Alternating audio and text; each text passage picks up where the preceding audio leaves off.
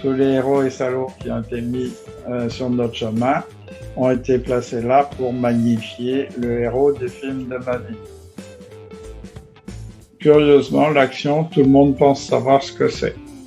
Or, l'action, c'est quelque chose de complexe. On ne comprend pas son processus et on fait des interprétations. Et souvent, c'est ce qui arrive avec notre processus. Les autres vont faire des interprétations erronées parce qu'ils ne comprennent pas. 90% des informations qui parviennent à notre cerveau ne parviennent pas à notre conscience parce que ça n'intéresse pas la conscience. L'avenir, on va de plus en plus vers l'exploitation du mode opératoire, c'est-à-dire plus j'exploite mon mode opératoire, plus je suis à ma place, plus je suis performant et plus je peux trouver ma place dans le monde. Je souhaiterais que plus personne n'emploie le mot travailler, mais dise qu'ils vont œuvrer dans le plaisir et la sérénité financière.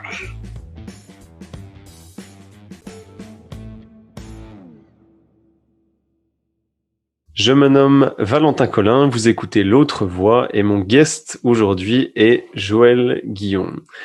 En recherche perpétuelle de qui il était, c'est après 10 ans en tant qu'éducateur pour jeunes délinquants qu'il s'oriente vers la vente en entreprise où il a grimpé les échelons en passant de vendeur à directeur général.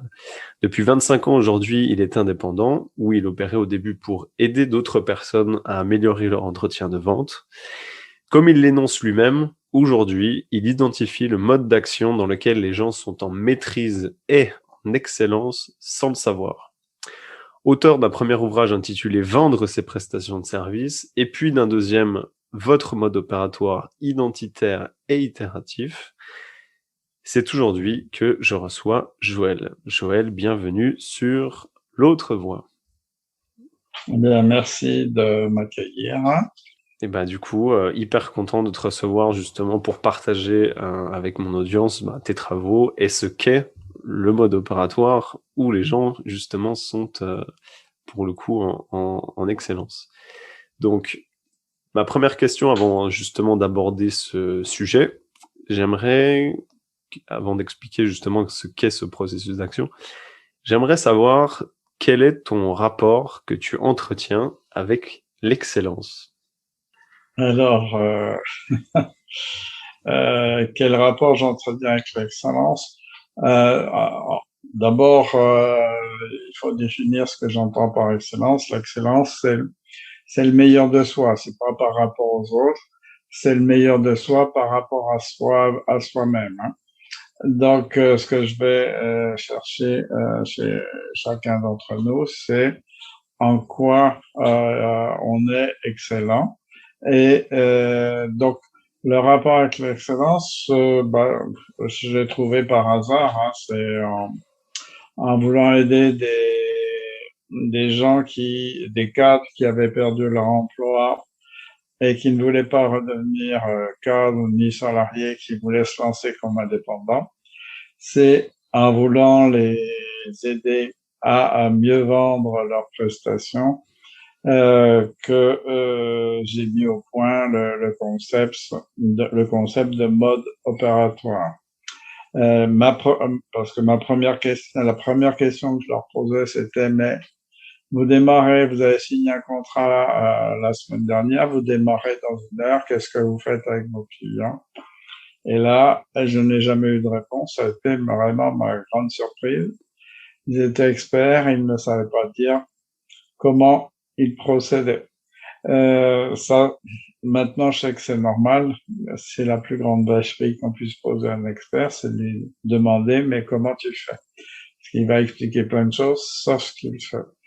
Donc, de fil en aiguille, c'est en creusant, en voulant les aider, mais j'ai mis 4-5 ans pour mettre au point le process quand même, parce que je comprenais pas tout à fait au début, et puis c'est petit à petit que j'en suis venu à ce rapport avec l'excellence, comme tu dis.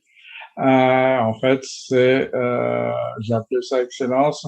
je trouve que c'est pas tellement le mot le plus juste. Je préfère le mode d'action dans lequel les gens sont en maîtrise et en excellence. Ça me paraît plus juste que de parler d'excellence en soi.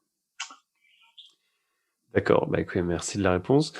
Justement, pourrais-tu expliquer en quelques mots, avec tes mots, sur qu'est-ce que c'est du coup ce mode opératoire où les gens sont en maîtrise Ouais. beaucoup et en maîtrise. C'est un automatisme. On a conçu de 0 à 16 ans un automatisme qui consiste dans notre rapport, qui consiste à changer notre environnement.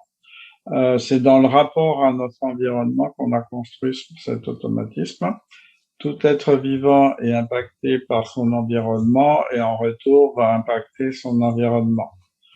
Un bébé, il sait très vite comment faire venir sa mère, il braille de toutes ses forces et, et il voit sa mère arriver. Mais après, jusqu'à 16 ans, ça va se sophistiquer et en fonction de ce que l'enfant va vivre comme impact avec son environnement, euh, des, euh, des événements heureux, puis des événements malheureux, parce qu'on n'a pas tous une enfance enchanteresse, hein, c'est fait d'émotions heureuses et puis d'émotions malheureuses. Donc c'est en fonction de ces impacts heureux et malheureux, mais en fonction aussi de notre personnalité, en fonction des enseignements reçus, qu'on va concevoir, construire sans s'en apercevoir un mode d'action, un automatisme que l'on va utiliser toute sa vie. On n'en a qu'un seul et d'ailleurs la police sait qu'on a un mode opératoire et que c'est comme une empreinte puisque c'est comme ça qu'elle repère les criminels en série. Ils utilisent toujours le même mode opératoire et ils n'en sont pas conscients. Donc c'est ce mode opératoire, si la police le considère comme une empreinte, pour les gens malhonnêtes, il y a des fortes chances que ce soit comme une empreinte pour les gens honnêtes aussi. Mais curieusement, personne ne s'est jamais intéressé vraiment au mode opératoire parce que curieusement, l'action, tout le monde pense savoir ce que c'est. Or, l'action, c'est quelque chose de complexe. Hein. Même si je veux shooter dans un ballon, je vais regarder en toute conscience où est le ballon et là où je vais l'envoyer. Et puis, en tout inconscient cognitif, je vais calculer la distance, je vais calculer la force, je vais calculer le vent, je vais observer plein d'éléments sans m'en rendre compte. Et ma conscience, mon inconscient cognitif, mon intuition, c'est comme ça qu'on le désigne couramment, mon inconscient cognitif va faire tout un tas de calculs et d'analyses pour que je shoot selon le bon un angle parfait pour l'envoyer avec la force qu'il faut pour l'envoyer là où je veux l'envoyer. Donc on voit bien que dans toute action, même la plus minime, on a une partie consciente et une partie non consciente qu'on appelle l'intuition en général, mais que les neurosciences appellent l'inconscient cognitif. Justement, pour pouvoir justement que les gens se rendent compte, c'est quelque chose qu'on va mettre pour le coup dans l'action et c'est tout ce qui et on va justement le décomposer après de quoi c'est composé, mais c'est finalement vraiment un réflexe, un automatisme sans intervention de la conscience, juste pour modifier son environnement et dans le sens qu'on désire. Et justement, après, on va parler du contexte et de l'objectif, mais que c'est ça aussi une chose qui est que j'avais relevé, c'est que finalement, on se dit souvent que l'intuition, c'est quelque chose, on ne contrôle pas forcément. Alors pour le coup, c'est quelque chose qui est assez prédéterminé et à la fois pas prédéterminé, quoi. Non, on l'a construit à partir de nos observations, c'est-à-dire on le conçoit, je dirais qu'on ne le nomme pas. On n'a pas des mots pour nommer ce que l'on fait de manière intuitive. Comme on peut pas nommer toutes les opérations de calcul qu'on fait quand on va shooter dans un ballon. Qu'est-ce qu'on observe en termes de distance, de vent, de contexte, tout ça, ça se fait très très vite sans que la conscience ait besoin d'intervenir. Donc, c'est pour ça que dans l'action, il y a à peu près 90% d'informations qui sont traitées par notre cerveau, mais qui ne passent pas par la conscience. Et ça, c'est toujours surprenant. Mais on a une capacité à capter des micro-informations, des infra-informations, des infra-signaux à travers tous nos sens. Et ça fait une somme d'informations considérable dont on n'a même pas conscience. Mais il faut savoir que le cerveau, 90% des informations qui parviennent à notre cerveau ne parviennent pas à notre conscience parce que ça n'intéresse pas la conscience. Hein. Exemple, dans l'estomac, on a 200 millions de neurones, c'est l'équivalent du cerveau d'un chien. Ça communique sans arrêt avec le cerveau. Tant que toute la digestion se passe bien, ben, ma foi, on n'est pas alerté. La conscience s'en fout royalement. Et on n'a pas besoin de savoir tout ce qui se passe. Par contre, quand la digestion se passe mal, là, on est alerté par la douleur, et on peut, à ce moment-là, la conscience se met à la recherche d'un médecin pour voir ce qui se passe et soigner sans mal. Donc, on voit bien que la conscience ne se préoccupe pas d'un tas d'informations qui sont quand même traitées par le cerveau, mais qui ne nous préoccupent pas quotidiennement. Justement, c'est intéressant le parallèle que tu fais avec la digestion, parce que finalement, tu parlais de quand il y a un problème, on se penche du coup dessus. Bah, là, ça me fait le pont avec la suite sur quand on veut, alors je sais pas si c'est un problème pour le coup, mais quand on veut se pencher sur sa manière d'aborder les choses, d'agir, pouvoir d'être un peu plus impactant, on pourrait dire que c'est ça le déclencheur. Bah du coup, quelles sont les étapes de ce processus Ouais. Alors, les étapes, dans toute action, il y a 5 étapes. Hein, quand je veux changer une réalité, ben, je commence par l'observer. Même pour shooter dans un ballon, je regarde où il est et où je vais l'envoyer. Donc, je commence. Alors, si c'est un projet qui est plus complexe, cette observation peut durer de 6 mois à 2 ans. Hein. Tout dépend de la complexité du projet qu'on a, du projet d'action. Donc, on va collecter une somme d'informations souvent considérable, 5% en toute conscience, 95%, je sais même pas ce que je collecte, hein, parce que ça fonctionne à deux vitesses, hein, le cerveau. La conscience, c'est quand on met des mots sur ce qu'on voit, ce qu'on perçoit, et l'intuition ou l'inconscient cognitif, c'est quand on met pas de mots. Et donc, ça fonctionne à deux vitesses. La conscience, ça fonctionne à 3 ou 4 mots par seconde, en moyenne, dans notre tête. Par contre, l'inconscient cognitif, nos neurones font en moyenne 100 millions de milliards d'opérations à la seconde. On a du mal à s'imaginer, mais 100 millions de milliards d'opérations à la seconde, ça veut dire qu'à travers tous nos sens, on capte plein d'infrasignaux qui viennent enrichir notre intuition. Et chacun d'entre nous, on capte des infrasignaux que les autres ne captent pas. C'est ce qui fait souvent la différence de perception entre les gens, c'est que il y en a qui vont regarder les émotions, d'autres les chiffres, d'autres la biologie. Enfin, on est très différents en termes d'autres vont regarder les muscles, d'autres vont regarder plein de choses dont on n'imagine pas qu'on le fait puisque ça se fait sans la conscience. Une fois qu'on a collecté toute l'information qui nous paraît nécessaire pour comprendre la réalité, bien, on va mémoriser. On mémorise parce qu'on a l'intention de changer cette réalité. Et mémoriser, c'est notre meilleure façon d'apprendre. Dans ce processus, on peut identifier notre meilleure façon d'apprendre et qui est rarement scolaire. Notamment dans les prises de notes, il y en a qui n'en prennent pas, il y en a qui en prennent beaucoup, et quand on regarde comment les gens prennent des notes, il y en a pas deux pareils, et à chaque fois, c'est très intelligent, alors qu'ils sont persuadés qu'ils savent pas prendre de notes, ils vont dire, bon, moi je sais pas prendre de notes. En fait, quand on regarde comment ils font, c'est toujours très intelligent dans leur processus d'action. C'est pour ça qu'il faut toujours remettre les choses dans leur globalité du processus et non pas juste regarder des notes, on va dire, Ouais, sinon, comme ça. on comprend pas son processus et on fait des interprétations. Et souvent, c'est ce qui arrive hein, avec notre processus. Les autres vont faire des interprétations erronées parce qu'ils comprennent pas comment on collecte l'information, Ouais. comment on déroule notre processus. Donc, une fois qu'on a mémorisé, bien, on va analyser. Et là, la conscience est bien incapable d'analyser puisqu'elle a que 5% d'informations. 95% sont des infrasignaux dont elle ignore totalement la nature et le sens. Donc, qu'est-ce qui se passe?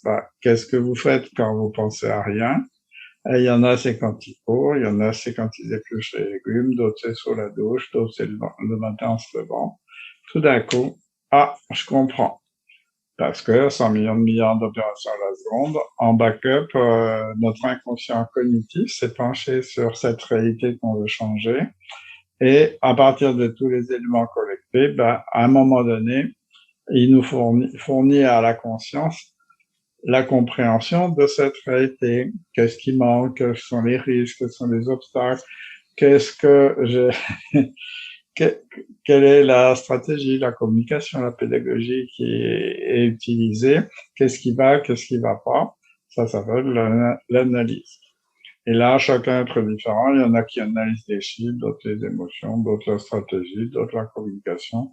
Là, chacun d'entre nous, on est très différent d'une personne à l'autre.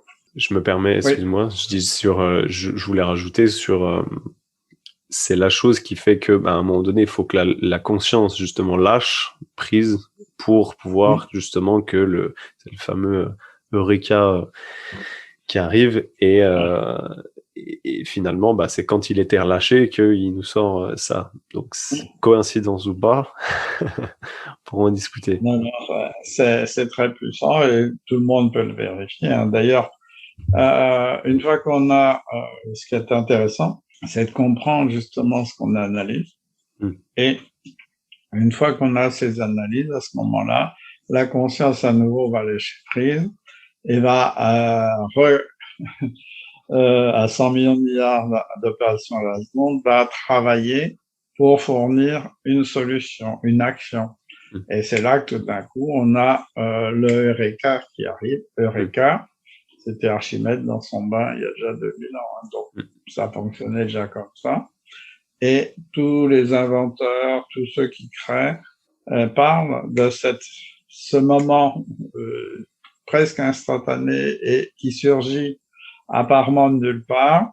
En fait, ça surgit de cet inconscient cognitif, c'est-à-dire du meilleur d'eux dans l'analyse et la création d'une solution pour changer l'environnement, pour changer leur environnement. Et une fois que ça est apparu, la conscience va reprendre le volant. C'est-à-dire, oui, cette solution est certainement très efficace, mais ça n'est pas honnête. Je peux pas faire ça. Donc, c'est là que la conscience reprend. Il y a dans la tête, il y a la petite voix qui cause entre les valeurs, les croyances et la solution proposée par notre inconscient cognitif. Il y aura, non, je peux pas faire ça, c'est pas possible, etc. Et puis, quand c'est possible, la conscience valide. Et à ce moment-là, on va passer à l'action. Tout le reste est virtuel dans notre tête. C'est au moment où on passe à l'action, que c'est pareil quand on shoot. On voit bien ceux qui shootent au rugby pour les pénalités. On voit bien qu'ils sont en train de regarder. Ils gardent un certain temps de pause où ils regardent où va le ballon, où il est. Ils vont là où est le ballon et là où ils veulent l'envoyer. Et n'empêche, ça leur laisse le temps de prendre tous les calculs et de shooter sous le bon angle, avec la bonne force. Quoi. Donc, ils ne prennent la décision que quand ils ont la sensation que c'est bon. Okay. Et quand c'est plus complexe, c'est pareil. Hein, c'est quand on est en cohérence avec nos valeurs, avec la solution, qu'on va la mettre en œuvre joyeusement, quoi. Mais avec attention. Et quand on met en œuvre, on reboucle en permanence. C'est-à-dire, on va observer ce qui se passe on va être attentif aux événements, à la réalité qui peut être inattendue et de manière à s'ajuster en permanence, à ajuster notre solution qui est virtuelle dans la tête à la réalité de l'action. Pour bien, une chose à retenir, c'est que on l'utilise constamment dans tout ce qu'on peut faire et du coup, ben, voilà, de ce que tu expliques, c'est des choses qui vont se passer autant, pour le coup, en très peu de temps, par exemple. Moi, je me suis déjà observé dans le terme, il y a le processus d'action où, bah, par exemple, quand je vais faire la cuisine, faut que, bah, voilà, pour avoir fait le stage avec toi et l'avoir découvert aussi, je vais collecter l'information d'une certaine manière. Alors, je vais peut-être pas forcément passer par la prise de notes, mais que j'aurai toujours un temps d'adaptation, par exemple, alors que ma conjointe, elle dit, bah, ok, c'est normal, ça. Je dis, on fait ça, pap, on part, etc. Je dis, non, mais c'est impossible pour moi de faire ce système, tu me bloques, quoi. Je lui explique, du coup, maintenant. Mais, par contre, je vais rebondir là-dessus, pour que les gens comprennent que on est bon dans ce mode d'action et on est, pour le coup, excellent quand il y a le bon contexte et le bon objectif. Donc, le contexte, tous les automatismes se déclenchent en fonction d'un contexte et d'un objectif. J'ai l'intention d'aller quelque part en vélo. Quand je monte sur le vélo, l'automatisme de pédaler, de tenir sur un vélo, se met en route. J'ai plus rien, je ne pose plus la question, mais comment je fais pour tenir sur un vélo, comment je fais pour pédaler? Je pense à là où je vais, aux obstacles éventuellement, puis la plupart du temps, je peux regarder la nature ou penser à autre chose. Et quand je descends de vélo, j'arrête de pédaler. Alors ça paraît une évidence, hein, mais c'est pas si évident que ça. Je ne suis plus dans le contexte qui déclenche cet automatisme. Pareil pour écrire, hein, tout d'un coup j'ai envie d'écrire, je vais prendre un stylo et écrire. Faut savoir que j'ai mis quelques années pour apprendre à écrire quand même. Et que aujourd'hui, comme je suis devenu expert en écriture, au moment d'écrire, je pense à ce que je vais écrire, mais je me pose plus la question, mais comment faut faire? Comment faut tenir le stylo? Dans quel sens? Et puis, comment je fais un A, un B, etc., un C? Je me pose plus ces questions. Je pense à ce que je vais écrire, mais je me pose plus la question comment je fais pour écrire. Et quand on devient expert, on se pose plus jamais la question de comment je fais. On se repose la question quand on bute sur un obstacle, mais en général, quand on maîtrise un geste, une situation, on se pose plus la question du comment faire. Et donc, en entreprise, c'est en général au moment de l'embauche, je dirais, les gens sont mis à la bonne place en général parce que on se préoccupe vraiment de est-ce qu'il est fait pour ce poste ou pas, qu'est-ce qu'il aura à faire, et on va essayer d'identifier comment il pratique. Mais 2-3 ans après, l'entreprise aujourd'hui ça bouge tout le temps. On lui propose une promotion, il est tout content, donc il accepte la promotion. Puis au bout de 6 mois, il déprime parce que il est pas fait pour être cadre, par exemple. Et où il peut plus mettre en route son mode opératoire, ça devient inopérant. Donc les autres vont commencer à le regarder de travers, puis lui-même va se poser des questions sur ses capacités et il peut déprimer. Alors que c'est simplement le contexte qui ne lui convient pas. Ouais, parce que finalement, de ce que tu dis, ça va être un processus qu'on apprend encore une fois de ses 0 à ses 16 ans. Donc, à un moment donné, c'est ancré dans 16 ans quand même. Et parce que c'est là où le processus de maturation du cerveau devient en tout cas à peu de choses près figé. Et donc, c'est comme ce que tu disais, c'est que mon processus, par exemple, pour utiliser un stylo est en marche quand le contexte où j'ai un stylo, à un moment donné, je ne vais pas utiliser l'action du stylo pour faire allumer une lampe ou n'importe quoi. Et ben là, c'est le même principe, faut que les gens comprennent, sauf que c'est à une autre échelle quand même, où ça va être vraiment à l'échelle d'une action, que ce soit en entreprise, dans le cas du professionnel ou personnel aussi.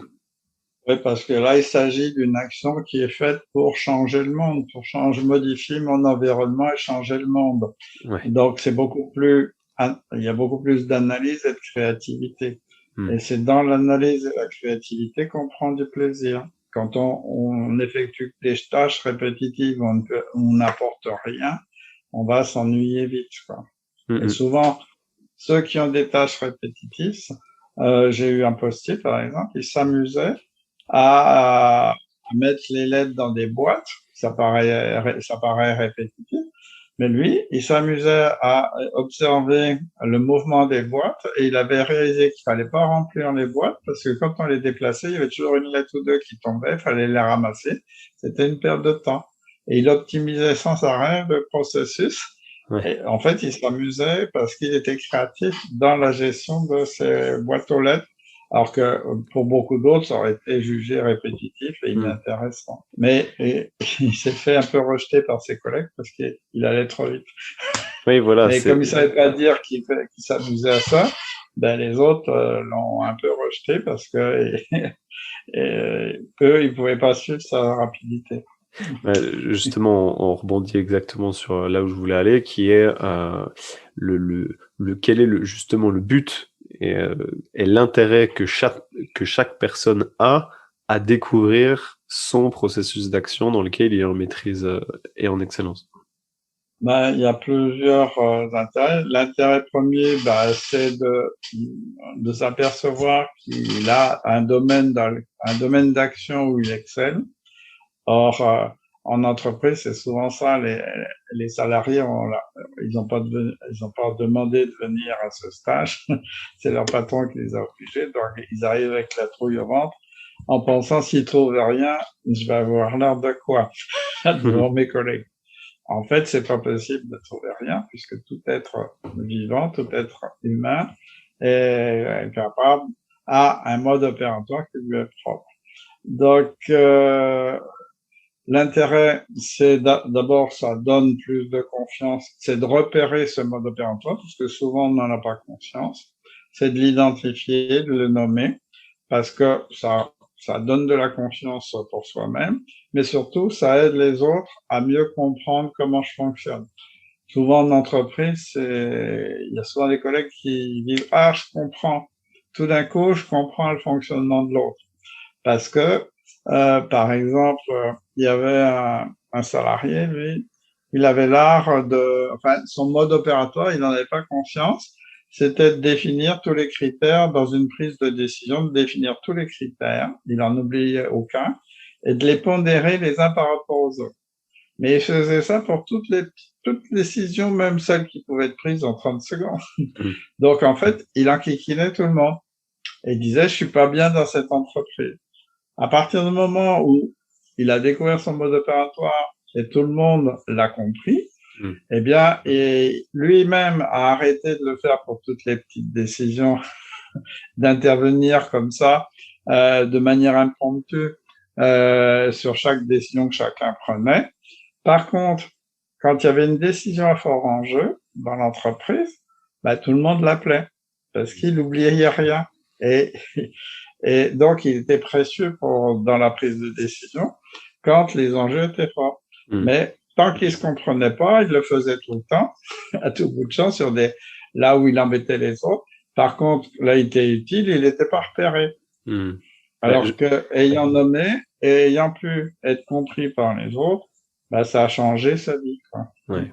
Justement, du coup, ça aide vraiment les personnes autant déjà à se comprendre soi, à comprendre du coup pourquoi il se passe telle chose quand il se passe telle chose. On pense que des fois c'est du hasard, mais en fait non, c'est juste qu'on on le sait pas forcément.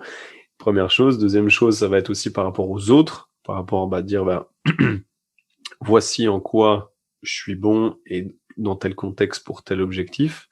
Déjà, ça va être là aussi la deuxième chose.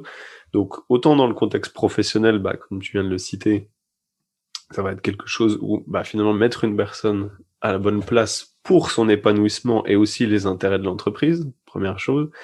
Et aussi peut-être que j'en rajouterai un autre qui va être vraiment sur se mettre dans un contexte qui favorise justement ce déclenchement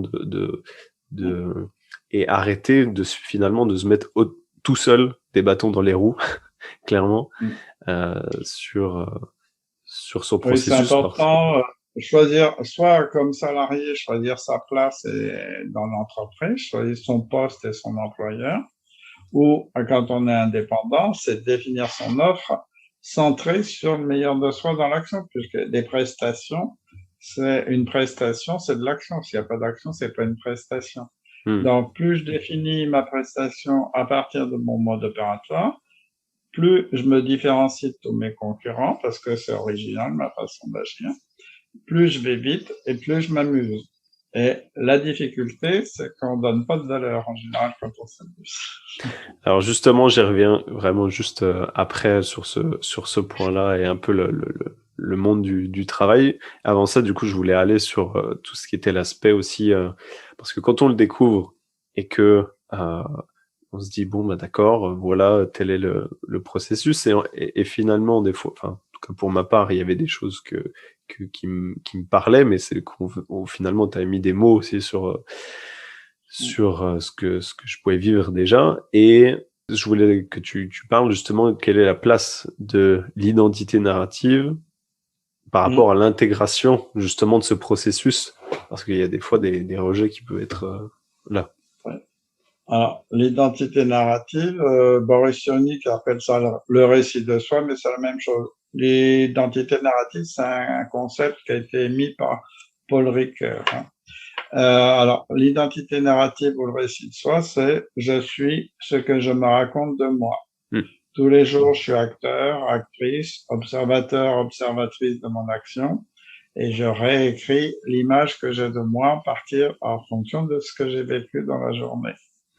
Et tous les jours, je fais le récit de moi, et tous les jours, je cultive mon identité narrative.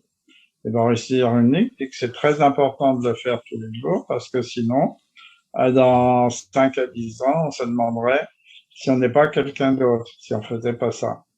D'où l'importance, tous les jours, on se raconte une histoire de soi parce que on est le héros du film de notre vie. Hein. Et c'est Bernard Werber qui dit que tous les héros et salauds qui ont été mis sur notre chemin ont été placés là pour magnifier le héros du film de ma vie. Alors, beaucoup de gens se magnifient pas, ils vont plutôt plutôt se dévaloriser. Et une des difficultés, c'est de passer de la dévalorisation à la valorisation. Et c'est une des difficultés parce que l'identité narrative, comme on s'est fait taper dessus, parce que comme on est hors norme dans ce mode opératoire, dans ce mode d'action, l'entourage nous a souvent tapé dessus et on a subi une pression de conformité qui fait qu'on finit par penser que c'est pas bien normal. Et on lutte contre, on veut le faire disparaître. J'avais une Québécoise comme ça qui était instable et dispersée parce qu'elle pouvait pas tenir plus de 10 minutes, un quart d'heure, une demi-heure maxi à une activité. Et quand elle luttait contre, elle essayait de matiner de faire la même chose et elle déprimait quand elle faisait comme ça. Parce qu'en fait, son mode opératoire, c'est un processus créatif. C'est-à-dire, elle avait besoin de mener 10 projets en même temps et de passer un quart d'heure, 20 minutes sur un projet, un quart d'heure, 20 minutes sur un deuxième. Puis quand elle revenait au premier, elle avait les solutions parce que quand elle quittait une activité, c'est qu'elle butait un peu sur un petit problème. Et aujourd'hui, ça lui a fait du bien de se sentir qu'elle n'était pas dispersée ni instable, qui est un processus créatif, extrêmement créatif et intéressant. Et depuis qu'elle ne lutte plus, elle s'autorise à mener 10 projets en même temps. Elle a écrit 2 livres, elle a fait des expositions de peinture à Paris, à Montréal, elle a remporté des prix. Elle a fait des expositions de mosaïques, elle a remporté des prix. Elle a construit sur son garage une salle de formation. Elle a créé un jeu de développement personnel. Donc, moi, je veux bien être instable et dispersé, mais on voit bien quand on n'a pas compris. Elle-même n'avait pas compris. Son entourage la condamnait pratiquement. Elle dit, mais tu pourrais faire un effort et rester à faire une seule chose dans la journée. Mais c'est pas possible pour elle. Et tant mieux. Je dirais tant mieux pour elle parce que c'est comme ça qu'elle est créative et productive. C'est ça qui est, de découvrir justement son processus, encore une fois, d'action. Donc, pour les personnes, ça n'a rien à voir avec la personnalité. Là, on est vraiment dans le faire. Non. Vraiment, on est vraiment dans le faire. Et du coup, c'est ça qui est intéressant sur, finalement, je vais procéder d'une certaine manière qui, pour le coup, tu l'as nommé, qui peut être hors norme par rapport aux autres parce que, voilà, il y a des choses qui vont différer d'une certaine norme, mais finalement, ça remet aussi chacun, finalement, à trouver sa place, encore une fois, dans l'action. Vraiment. Oui, parce que pour les autres, ça peut être même incompréhensible. Et tant que les autres n'ont pas compris comment je fonctionnais, je suis condamné et je me condamne tout seul. Ouais, c'est vraiment, j'avais relevé quelque chose, c'est vraiment l'expression de son identité, sur finalement comment je peux exprimer qui je suis si finalement je ne sais même pas comment j'exprime les choses. Comment je fonctionne. Ouais. Comment je fonctionne. Donc, justement, tu parlais de quelque chose qui peut aider à l'intégration, c'est de faire ce que tu appelles la genèse, donc de revoir un petit peu comment ça s'est produit, cette mise en place-là pour certaines personnes. Tu peux expliquer un tout petit seul, peu. c'est difficile de trouver tout ça. Mais la jeunesse, c'est quand on revisite toute son enfance, à la fois qu'est-ce qui nous a passionnés quand on était petit, à quoi on aimait jouer, qu'est-ce qu'on aimait faire, quelle passion nous animait, et puis les événements heureux et les événements malheureux. Et quand on refait le bilan de tout ça, à un moment donné, apparaît, je dirais, on s'aperçoit que tout ce qu'on a vécu, d'heureux, malheureux et de nos passions, ont contribué à la création de ce mode opératoire. C'est-à-dire, c'est vraiment nous l'auteur de ce mode opératoire. Ça a des racines profondes et ça aide pour ceux qui doutent, parce que les gens, souvent, peuvent douter de leur excellence, de leur mode opératoire, parce que c'est trop facile, parce qu'ils voient pas en quoi c'est extraordinaire, ils voient pas à quoi ça peut servir.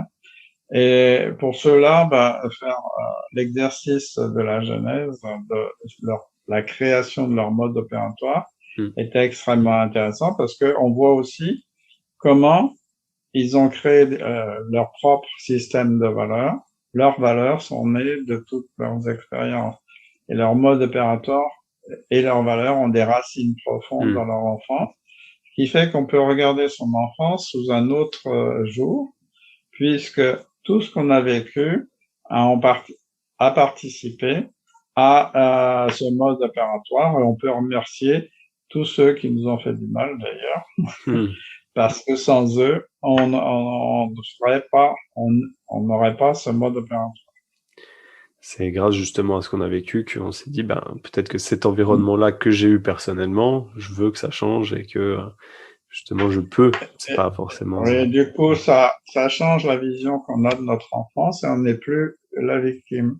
On est celui qui a utilisé tout ce qu'il a vécu pour le transformer en quelque chose de positif. Puisqu'on parle d'action, du coup, on devient acteur finalement. C'est ça. Ok.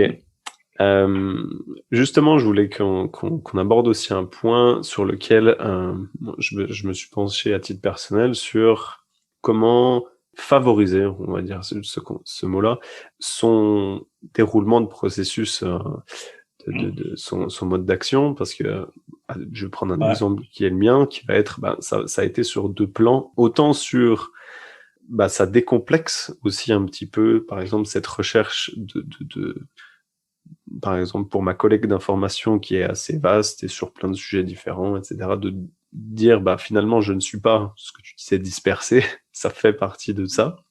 Première chose. Deuxième chose, sur la mémorisation, par exemple, pour ceux qui sont concernés comme moi, des prises de notes un petit peu anarchiques, mais qui finalement ont aussi un sens.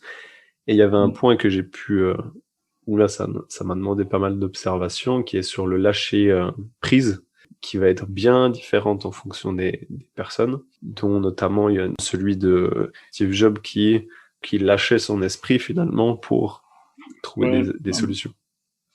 Oui, bah, il passait la nuit à écouter de la musique. C'est le lendemain matin qu'il inventait des usages. C'était un inventeur d'usages. Donc, la technique, pour lui, n'était qu'un moyen d'inventer des usages. C'est pour ça qu'il n'avait pas l'impression de copier la technique, Hmm. parce que son plaisir à lui, c'était d'inventer des usages, et c'est ce qui faisait sa force. Et quand il inventait des usages, il était d'une grande humilité.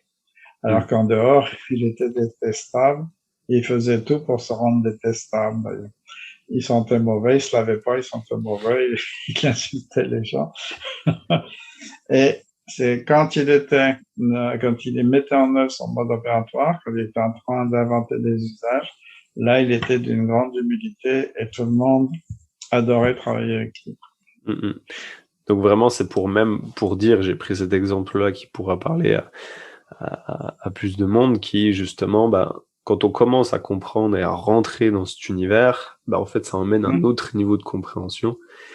Et justement, pour parler de compréhension, quel est selon toi l'avenir du travail selon le prisme du MO2I justement? Les jeunes, c'est ce qu'ils veulent aujourd'hui. Ils veulent s'éclater au travail. Ça veut dire ils le savent pas, ils savent pas que ça existe, le mode opératoire, qu'on a un automatisme comme ça, mais intuitivement, c'est ce qu'ils cherchent. Ils cherchent à être dans le meilleur d'eux-mêmes en termes d'action.